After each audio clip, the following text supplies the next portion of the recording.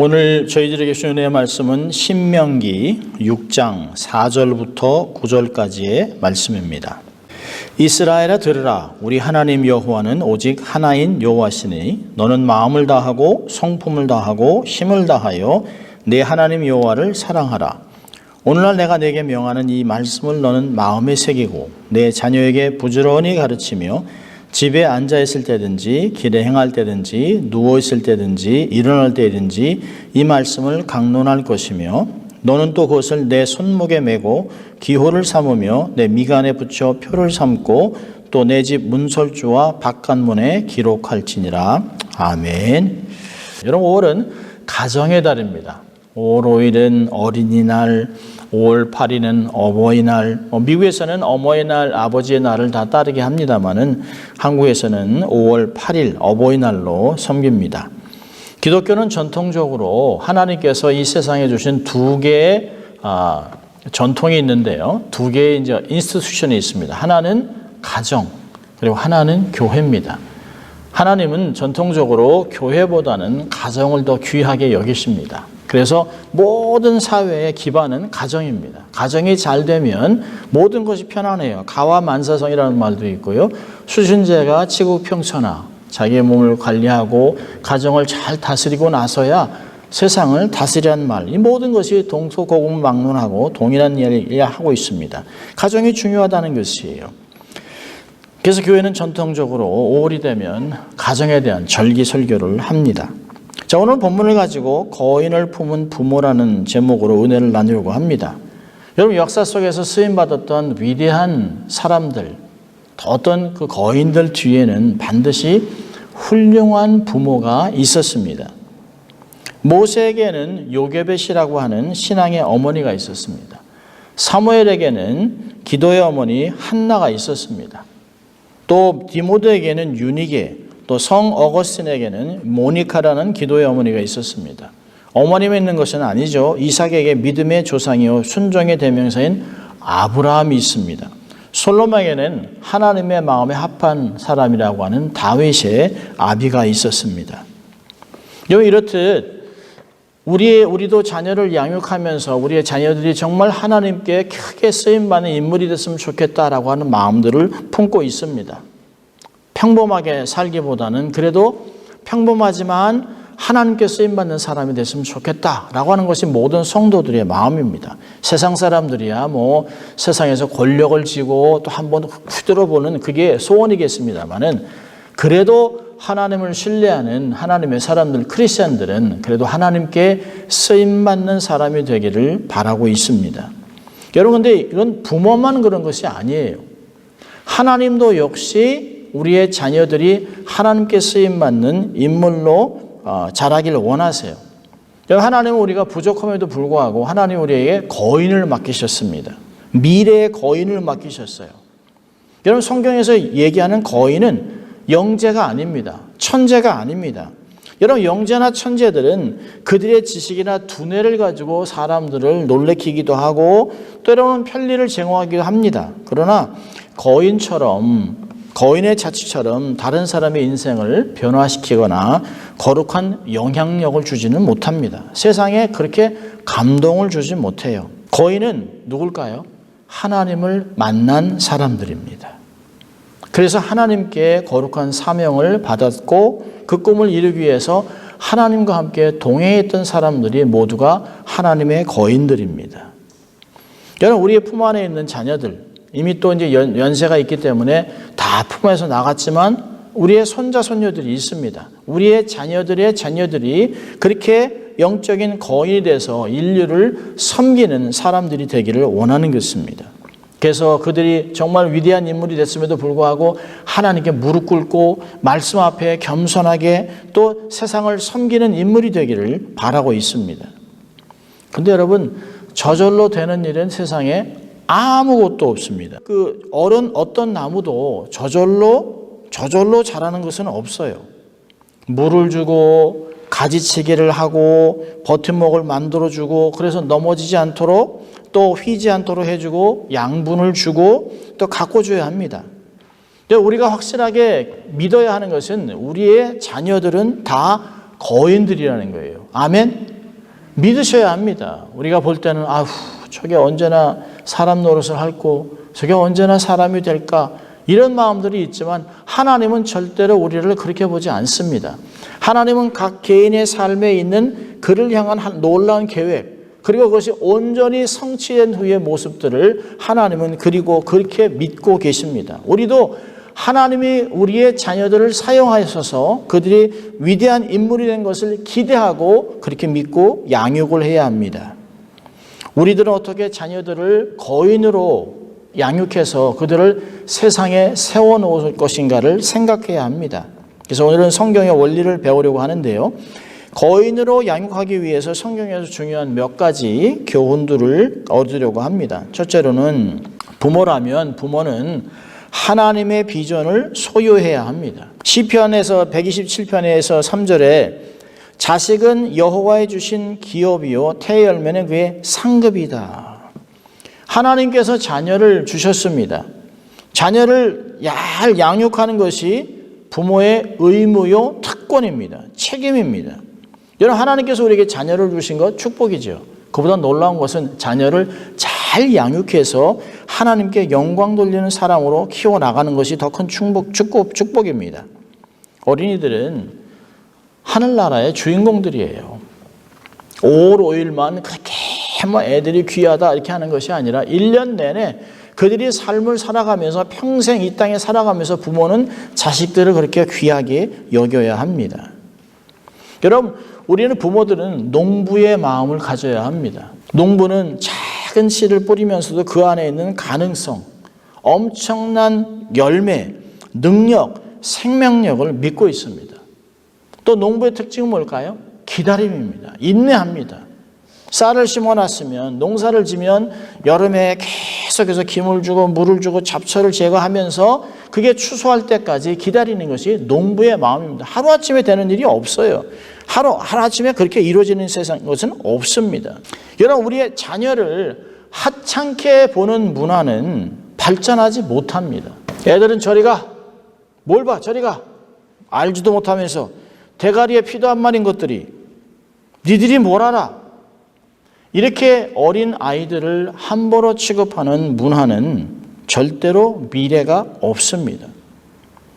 여러분 장애를 가지고 태어난 아이들을 자기의 삶의 짐이라고 생각합니다. 가정의 수치라고 생각해요. 그래서 알라를 전능하신 신이라고 믿는 무슬림에서는 장애 가진 아이들을 절벽에서 떨어져 죽이기도 하고 눌러 죽이기도 하고 갖다 내버리기도 해요. 미국 대학에서 다니는 무슬림에게 장애의 자녀를 어떻게 여겨야 되느냐를 물어봤어요. 그런데 힌두나 무슬림들은 버려도 상관없다라고 얘기를 합니다. 아니 학생이 250명이 지켜보는데도 그렇게 얘기를 해요. 그런데 한국 학생 하나만 이 아이가 자라면서 부모에게 주는 기쁨이 대단하다고 온 가족이 열심히 키운다고 얘기를 합니다. 제가 볼 땐 그 학생은 크리스천이라고 생각을 해요. 무슬림이나 힌두는 장애를 가진 아이들을 버립니다. 제가 대학생 때 태국에 가서 단기 선교를 하다가 태국에 갔는데 장애인이 길에서 이게 다리가 없는 것 같아요. 그래서 이제 길에서 깡통을 놓고 이제 돈을 달라고 하는데 오토바이가 지나면서 그 아이를 쳤습니다. 그 자리에서 직사를 했어요. 직사를 했는데 아무도 돌보지 않습니다.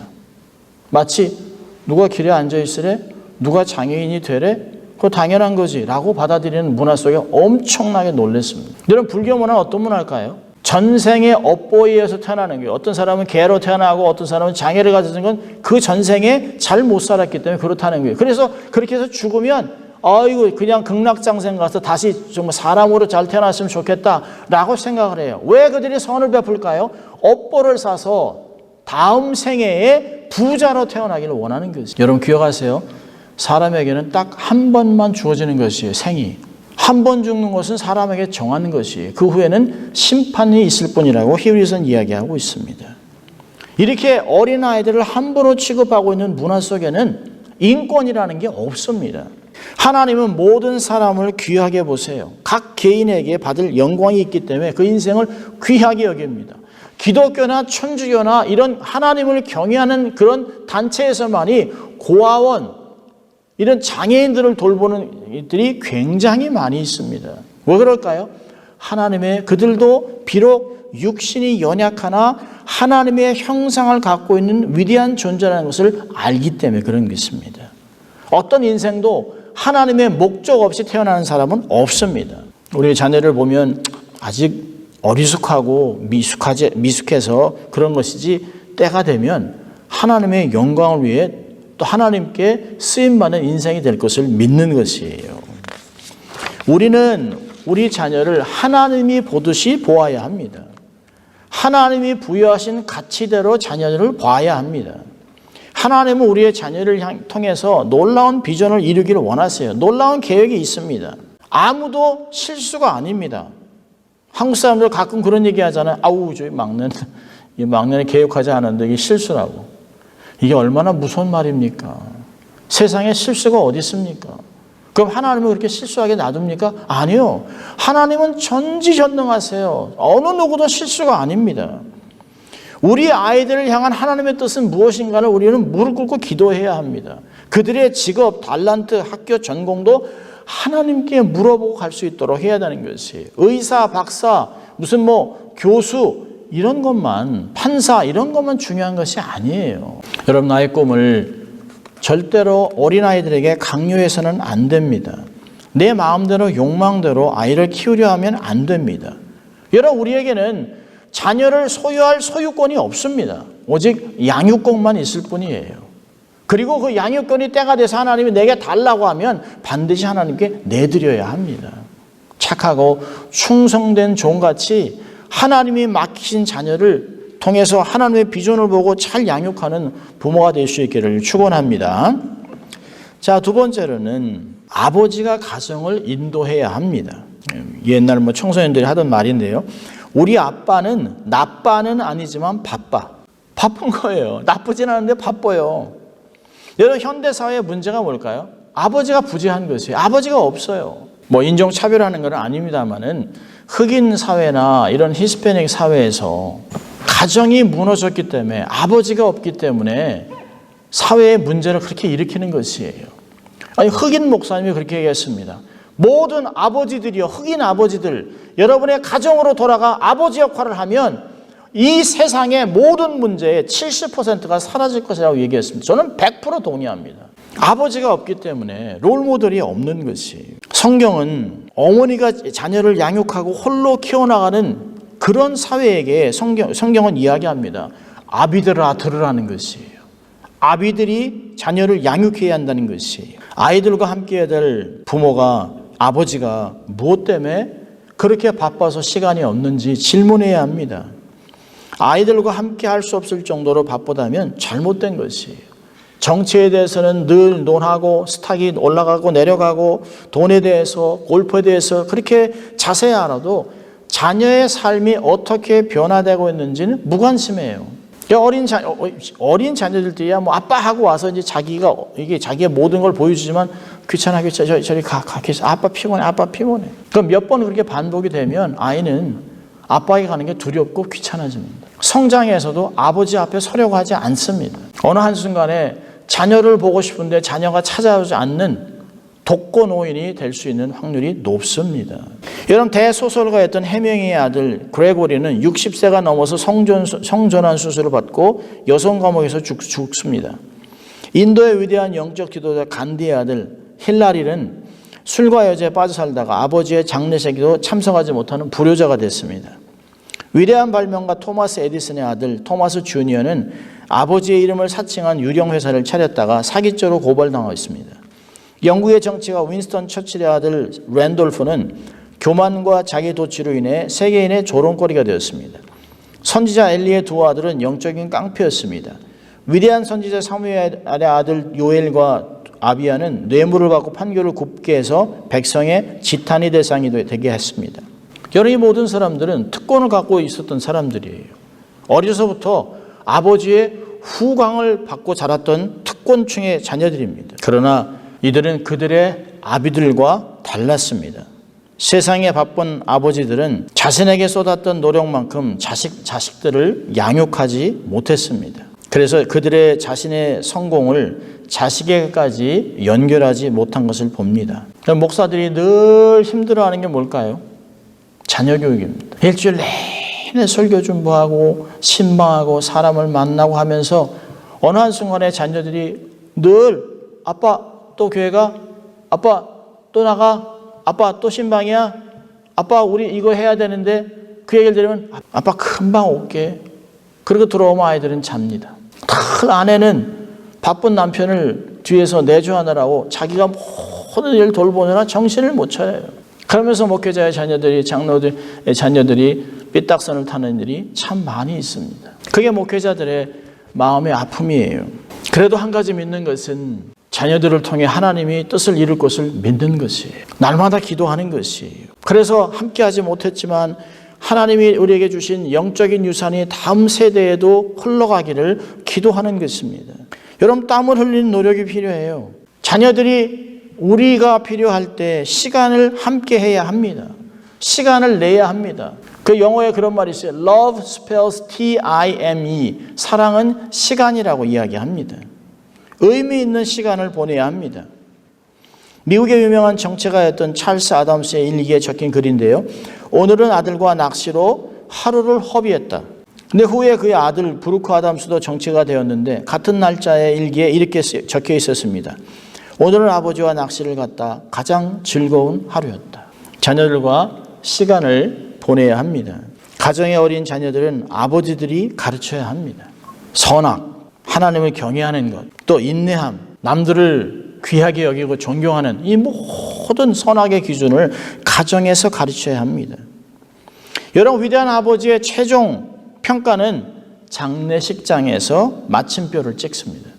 저는 목사이기 때문에 장례식을 여러 번 집례도 하고 가잖아요. 분명히 아버지가 장로님이었는데 근데 자녀들은 장례식에서 개차반이에요. 파킹 내서 담배를 뻑뻑 피고 쌍욕을 하고 가슴이 철렁철렁합니다. 부끄러움을 모르는 자녀들을 양육한 장로님 편안히 눈을 감았을까요? 전 아닌 것 같아요. 아버지들은 허락하신 리더십을 충분히 발휘해야 합니다. 자녀들과 함께 시간을 보내야 합니다. 함께하는 시간을 자동차, 돈, 물질로 대처해서는 안 돼요.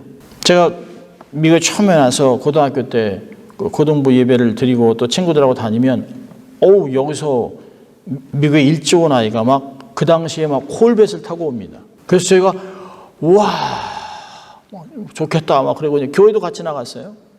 근데 자기 아버지를 막 욕해요. 그러면서 욕합니다. 용서하세요. 이 새끼 집에도 안 들어와. 그 엄청난 재물, 자동차를 주고 시계 없는 게 없이 마음대로 돈을 쓰고 저희들에게 햄버거를 막 사주면서 그렇게 하는데 얼굴에는 늘 그늘이 있어요. 여러분 조금 가난하게 살더라도 가족이 화목하게 시간을 보내야 합니다. 여러분 시간이 많지 않아요. 한없이 자녀들이 우리 품 안에 있을 것 같죠? 아니요. 때가 되면 하나 둘씩 부모를 떠납니다. 부인 둥지가 돼 엠티 네스트가 되는 것이 시간 문제예요. 얼마 안 남았어요. 저희도 아직 아이들이 짝을 만나지 못해서 한 아파트에서 우르르 같이 삽니다만은 벌써 막내는 훈련받는다고 나가서 집을 나갔어요. 벌써 이미 집을 떠났습니다. 저희 막내 동생만 하더라도 아들이 결혼해서 며느리와 함께 산호세에서 삽니다. 금방이에요. 늘 방문만 열면 볼 수 있었던 그 자녀들이 어느 한순간에 타지에 가 있습니다. 시간은 우리를 기다려주지 않습니다. 아버지가 가정을 인도해야 합니다. 자, 세 번째는 자녀를 분노하게 하지 말아야 합니다. 요즘 교육자들이 자녀 세대를 angry generation이라고 합니다. 분노의 세대. 학교, 리더, 선생, 목사, 친구, 국가, 부모, 자신에 대해서도 분노합니다. 아이들의 마음에 분노가 있는 것의 원인을 가정심리학자가 세 가지로 분석했는데 첫째는 방임입니다. 방임. 그냥 내버려 두는 것이에요. 아버지로부터 관심 받지 못한 아이들은 버림받았다는 것을 느낍니다. 아버지와 부모와 한 번도 의미 있는 대화를 해보지 못하고 자란 아이들은 고민을 나누지 못해요. 그래서 분노합니다. 소셜리, 사회적으로 고립된 고와 같은 삶을 삽니다. 자, 두 번째는 과잉보호하는 거예요. 모든 것을 다 해줍니다. 아이들이 분노해요. 내가 할 것도 있는데 내가 결정할 것도 있는데 왜 엄마 아버지가 다 하냐고 그럽니다. 세 번째는 과도한 징계입니다. 여러분 자녀를 양육할 때 매를 아끼면 안 돼요. 성경이 얘기합니다.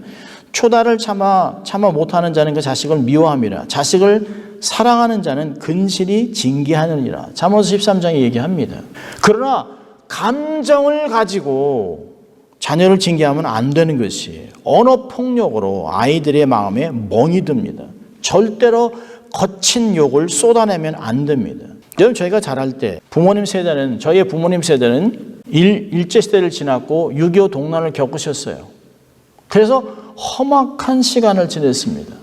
그래서 그런지 몰라도 저희는 동네에서 자라면서 참 무서운 욕들을 많이 들었습니다. 육실할 놈, 이거 몸을 자른다는 거예요. 육시할 놈, 떼갈 놈, 귀신이 뭐하나 이런 놈 안 잡아가고, 무시무시한 말이에요. 무시무시한 말입니다.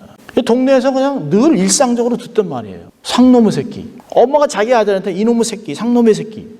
자녀를 징계할 때 분을 품고 징계를 하면 안 됩니다. 자녀들의 마음에 비수를 꽂혀요. 이게 치유가 안 되면 평생 내적인 정서적인 장애를 갖고 살아갑니다. 징계는 감정을 다스리고 사랑 가운데 징계를 해야 합니다. 여러분, 일방적으로 대화하지 말고 들어줘야 합니다. 부모가 잘하는 말 있잖아. 야, 네가 무슨 걱정이 있냐? 네가 돈이 없냐? 집이 없냐? 여러분, 자녀들은 그걸로 걱정하는 것이 아니에요. 왜 살이 안 빠지나? 왜 나는 이쁘지 않나? 내 놈아 근육이 안 붙지? 또 이민호 나 같으면 난 이렇게 영어가 안 될까? 난 왜 성적이 안 오르지? 라고 하는 것이에요. 부모가 너는 옆집 바비같이 왜 이렇게 못해라고 하면 그 다음부터는 주눅이 드는 것이에요. 일방적인 대화가 자녀들을 답답하고 짜증나게 분노하게 합니다. 여러분, 좋은 대화는 70%를 듣는 것이에요. 우리의 부모들이 해줄 수 있는 것은 아 그래? 와 괜찮네. 나이스. That's good. 와 몰랐네. 잘했네. 오 굿. 자녀를 분노하게 하면 안 됩니다. 과다하게 길을 살리려고 함부로 취급하면 안 되겠지만 우리가 격려해주고 세워주고 칭찬해줘야 합니다. 칭찬은 고래도 춤을 추게 한다고 합니다. 자, 네 번째로는 하나님의 기준으로 양육해야 합니다.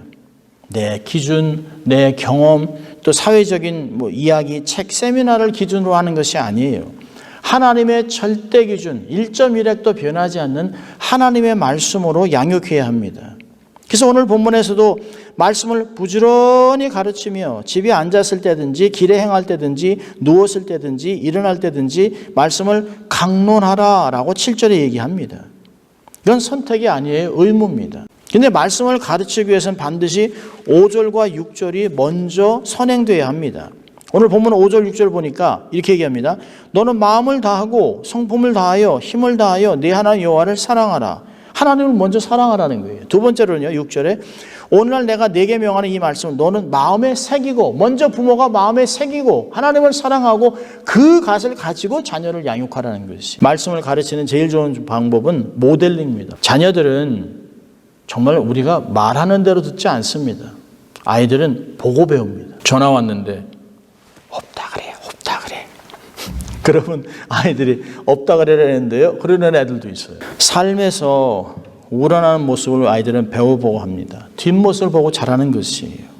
우리가 사랑하는 하나님이 누군지, 또 기도하는 대상이 누군지, 하나님을 어떻게 섬길지, 그리스도의 지혜로 삶을 가다듬어주는 부모, 기도의 의미와 가치를 이해하도록 도와주는 부모가 필요합니다. 세상의 모든 걸 소유해도 하나님께 무릎 꿇을 줄 아는 겸손한 자로 만들어야 합니다. 하나님의 나라는 바로 하나님 말씀 안에서 양육받은 그리스도인의 자녀들을 통해 이루어지는 것이에요. 여러분, 우리들은 이민자들입니다. marginal citizen이라고 얘기합니다. 세상의 어려움은 제일 먼저 털려요. 이 사회의 가운데 있는 사람이 아닌 주변에 있는 사람들이 가장 먼저 경제적으로 타격을 받는 marginal citizen들입니다. 우리는 이런 이민자이기 때문에 재물이 많지 않기 때문에 영어를 탁월하게 하지 못하기 때문에 초라하거나 무능력한 사람이 결코 아닙니다. 왜요? 우리는 하나님의 자녀들이기 때문에 그렇습니다. 하나님이 우리를 보호하시기 때문이에요. 하나님이 우리가 이렇게 연약함에도 불구하고 하나님은 당신의 위대한 미래의 리더들을 우리의 품 안에 맡겨놓으셨어요. 그래서 세상의 다른 아이들과 달라요. 절대로 비교하면 안 됩니다. 비교의 대상이 아닙니다. 하나님이 우리에게 목적을 가지고 맡기신 이 거인들, 이 거장들, 우리는 바로 보아야 합니다. 하나님 위해서 양육해야 합니다. 큰 거장으로 키워내야 합니다. 장성한 자녀들, 그 자녀들이 어떻게 자녀를 양육할 것인가를 계속해서 가르쳐줘야 합니다. 권면해줘야 합니다. 우리 자녀들 다 결혼했으니까 다 끝났다. 아니요, 그렇지 않습니다. 우리의 진정한 신앙의 칼날은 3대에 가서 평가가 되는 것이. 그래서 유대인들은 자기의 손자를 유대인으로 만들어서 성인식을 할 때 그 아이에게 가장 큰 영광을 누구에게 돌리냐면 할아버지에게 돌립니다. 그래서 그 아이의 가장 옆에 할아버지가 앉고, 그리고 아버지와 어머니가 앉고 그렇게 앉는 것이. 그 할아버지는 모든 사람에게 존경을 받습니다. 자식과 함께 3대까지 다음 세대 2세대를 유대인으로 키웠기 때문에 위대한 하나님의 사람으로 인정이 됩니다. 여러분 마찬가지예요. 우리도 다음 세대 끝났으니까 자기들이 알아서 키우겠지? 아니요. 그 다음 세대까지 신앙의 전통이 이어갈 수 있도록 계속해서 권면하고 기도하고 우리가 가르쳐야 하는 것입니다. 장성한 자녀들이 그들의 자녀들을 잘 양육할 수 있도록 격려해야 돼요. 그리고 자녀들에게 바쁘더라도 아이들과 시간을 보내라. 너희 아이들은 미래의 영웅들이다. 미래의 거인들이라고 자꾸 얘기를 해주고 비전을 나눠야 합니다. 그리고 한 가지 가르칠 것은 조급해하지 말아라. 너희 자식들을 그렇게 다구치지 말아라. 너희 자녀들은 늦게 피는 꽃과 같다. 여러분 이런 말이 있어요. 늦게 피는 꽃이 아름답다. 늦게 피는 꽃이 오래간다. 대기만성. 기다려주는 것이. 농부의 마음을 가져라. 그렇게 자녀를 위해서 피눈물을 쏟아라. 그러면 하나님이 너의 눈물을 보고 결코 자녀들을 버리지 않는다. 기도의 자녀는 결코 망하지 않는다는 것을 우리의 성장한 자녀들에게 가르쳐야 하는 것입니다. 장성한 자녀에게 동일하게. 왜요? 부모는 죽을 때까지 부모이기 때문입니다. 죽을 때까지. 100세가 되어도 80세 아들한테 불 조심해라. 길 조심해라. 그리고 80세 아들의 주머니에 사탕 2개 넣어주는 103세 할머니. 그 자식 사랑이에요. 우리의 자녀들은 미국과 전 세계에 하나님의 나라를 세워갈 믿음의 거장들입니다. 믿을 수 있길 바랍니다. 다음 세대도 그렇게 세워나갈 수 있도록 격려하고 또 양육하는 여러분 될 수 있기를 주의 이름으로 축원합니다. 기도하겠습니다. 하나님 아버지 감사합니다. 또 가정의 달, 또 우리 자녀들을 생각하고 어떻게 양육할 것인가를 말씀해 주신 주님 감사합니다. 우리에게 맡기신 믿음의 거장들을 잘 양육해서 하나님께서 쓰시는 귀한 리더로 키워나가는 양육하는 부모들 될 수 있도록 하나님 축복하여 주시옵소서. 감사하고 예수님 이름으로 기도합니다. 아멘.